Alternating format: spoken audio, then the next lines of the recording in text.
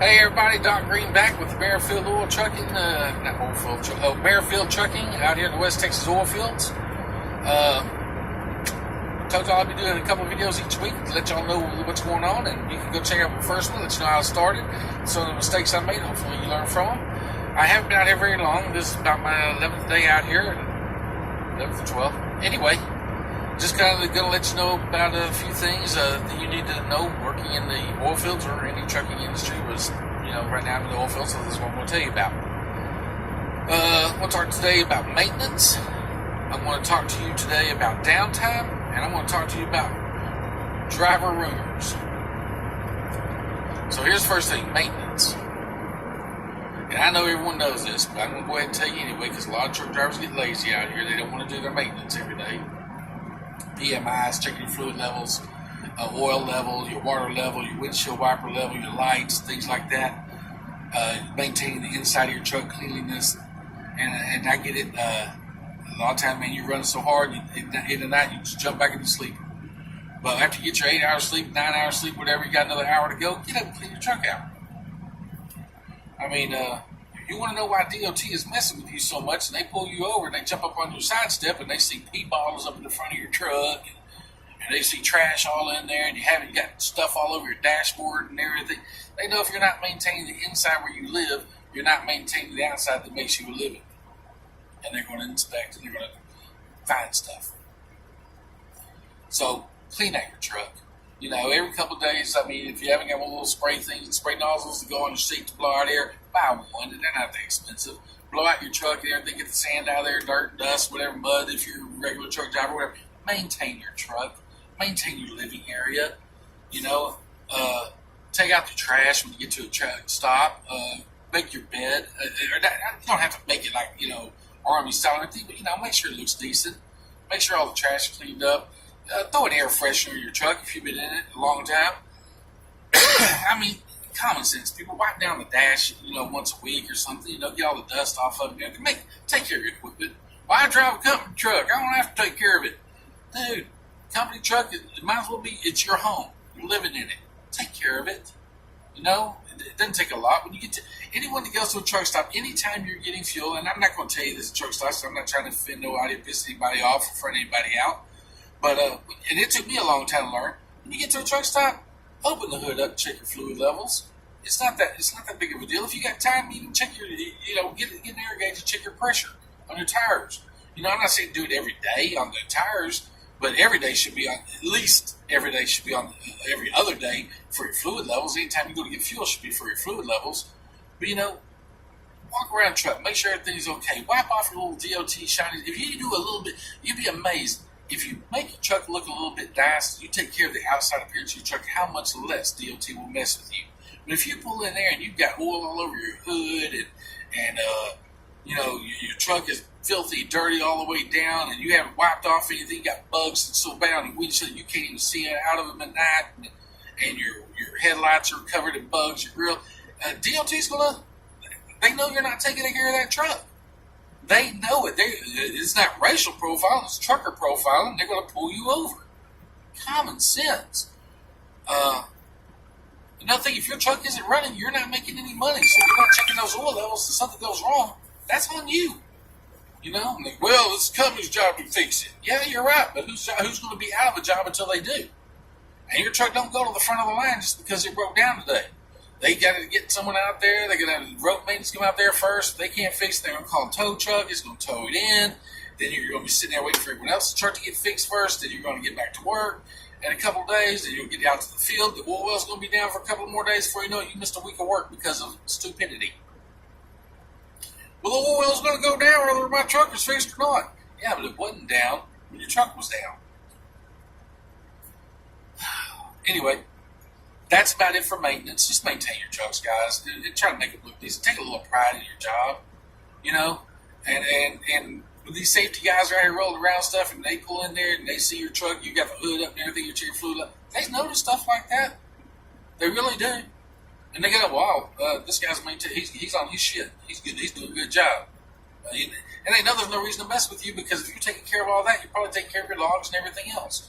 But if you roll in there and you got this piece of shit truck and everything, and you pump the oil and they see your truck all covered, you don't even wipe off your windows and everything, then safety notices. The guys out here that own the company, got the safety people out here, they notice. DOT definitely notices. You're going to pay the price. Enough about maintenance. Driver rumor. Guys, if you've been out here for any more than a couple of years driving trucks, you know you're going to hear everybody talk about how every company sucks, and this and that and the other, and how much better you're going to make it if you go to this other company. Someone else promised you this, and someone promised you that. And I've been out here for almost 20 years, guys, and I'm telling you, I've heard every promise in the world. And luckily, I didn't fall for a lot. I didn't fall for any of them. Actually, I switched companies because I wanted to drive local, so I went to intermodal. It wasn't local regional, but that was a good move for me and my family at the time. And other than that, I stuck with companies. I'm not a company. I'm not a truck hopper. I'm not a seat hopper. It's not in me. I learned from the older guys back whenever I first started that it does no good. So if you get out here in the oil fields, you're driving around, man, this other guy promised me $3,000 a week guaranteed. Here's my guarantee. He's a guaranteed lie. He can't guarantee you that because he doesn't know when the oil wells are going to break down or anything. But he says his oil well's running all the time. Then it's definitely due for a breakdown. These oil wells and sand pits and all this, they run on mechanical equipment and computers, and they break and they go down and they have to get them fixed. And you're going to be sitting while they do. Don't listen to that crap. Don't get in there and start getting. If you ever hang around negative thoughts and negative people and negative drivers, you're going to get the negative thoughts and you're going to become a negative person. You're going to be a negative driver. You are who you hang around with. You are who you hang out with. On that note, also, when you're out here and you see all these guys spending all their money and they're buying new $50,000 trucks, and their wives show up down here to visit them on a weekend, and she's getting out of a $50,000 Jeep Rubicon with rims, and she's got a $1,200 purse on her arm and dripping in gold, and man, he's really taking care of her. I've seen this is in any trucking job, not just the oil fields. I've already seen it down here 2 times, but it's in any trucking field. Stack your paper, because I guarantee don't be wasting your money, because oil fields, oil booms and oil busts happen all the time in American history, and we will have a bust just as sure as I'm sitting in this truck. This industry will slow down. I'm not sure when, and but when it does, I hope you got a little money in the bank. I got a CDL. I can go get another job tomorrow. That's true. But you're going to want to take a little bit of time off. Make sure you get the right. You're not going to want to go work for 40 cents a mile after you've been out here making this kind of money. So stack your paper. Take care of your bills. Get a little bit ahead. And I'll talk a little bit about credit card debt and stuff later in another video. Yes, I used to be in real estate, so I learned a lot about I got out of trucking for a couple of years, worked real estate, so I learned a little bit about credit and stuff doing that. And I'll talk about that kind of stuff in a different video. But guys, don't be listening to the driver's rumors. You're not going to jump from here to the guy parked there. Man, he said that guy right there, so he's running like crazy. Well, if he's running like crazy, why the hell is his truck parked right there? Well, he has to rest sometime, but he's not resting. He's out here talking to you about how busy he is, but he's not running. Think about it.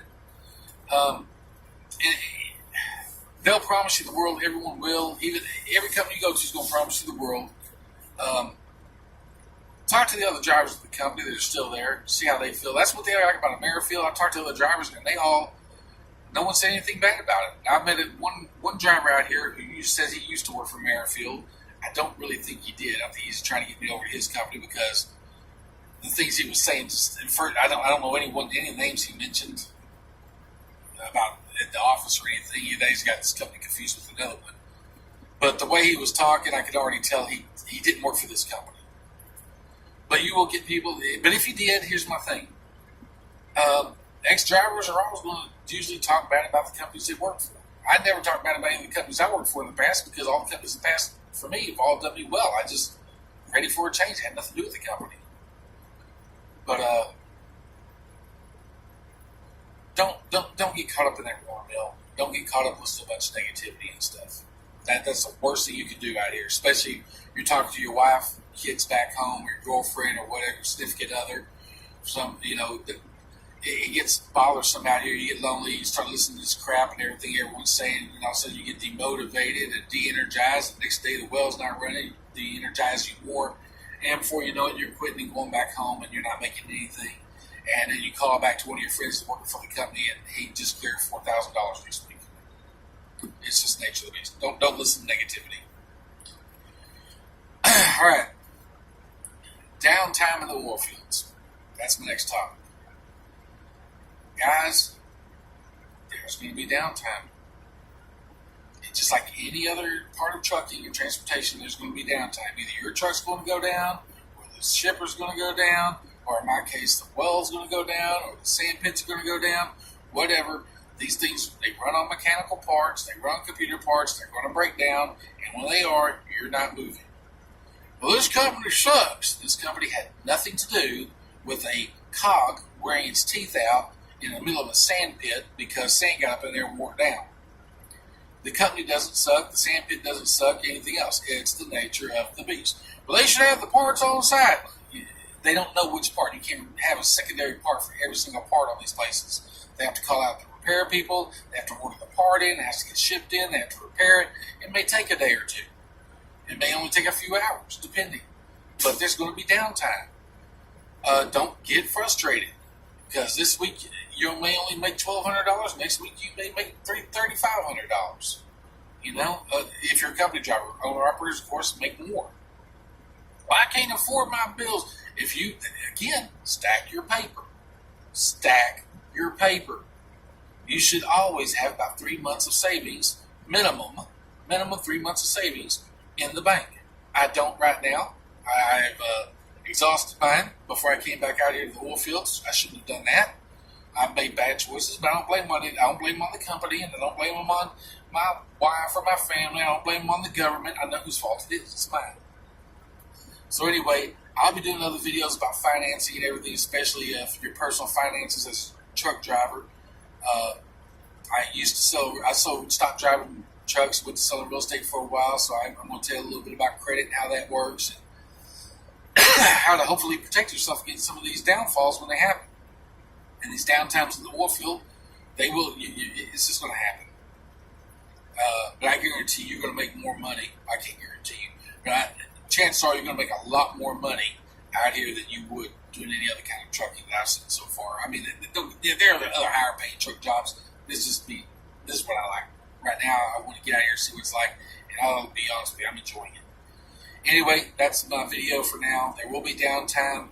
Maintain your trucks, and for God's sake, stay away from the driver rumor mill. That's my best advice. I'll do another video. Like I said, I'm going to do one about financing, your personal finances, credit repair, things like that. I know it's not really dealing with truckers, but truckers need to know this stuff, and a lot of times they get misinformed and misinformation. Thanks, guys. I hope this helps.